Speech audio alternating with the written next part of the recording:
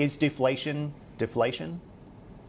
There's no question that China is in deflation. The question is, how long is it going to last? And will it become entrenched in people's expectations? Because what we know about deflation is that if people really believe that they're in a state of deflation for some time, the first thing they're going to do is stop consuming and start saving, which is the last thing the authorities want to boost GDP. Once people save, they're going to start to wonder, will prices continue to go down so that it's worthwhile for me to not spend until prices bottom out?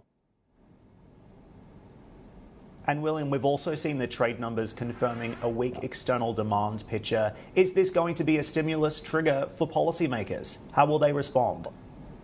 Dan, those trade numbers show you that China really has a double whammy. The global economy is slowing down because Europe and the United States was fighting inflation, trying to slow their economies down.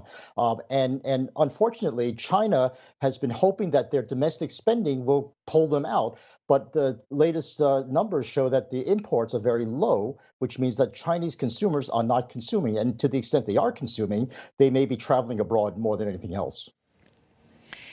William, you mentioned this savings situation. It does seem like Chinese consumers are doing the equivalent of what is keeping the money under the mattress for now, saving it for when things might actually improve. And we were speaking to JP Morgan about this morning, and they said that the government should be focusing, rather than trying to unlock some of this precautionary savings, and actually trying to boost long-term income expectations. Would you agree with that assessment? What can the government actually do here?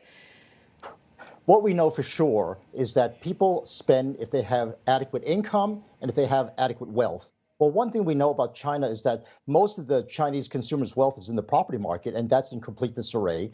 And when the youth unemployment is over 20%, your family income is threatened, and there's no way that the Chinese consumer is going to be spending if their children are not able to find jobs. So absolutely, the fiscal policy prescription that any economist would say is that the government has got to put some money into the consumers' pockets and give them confidence that they are not in a state of deflation, that it's worth their while to spend the money to boost the economy.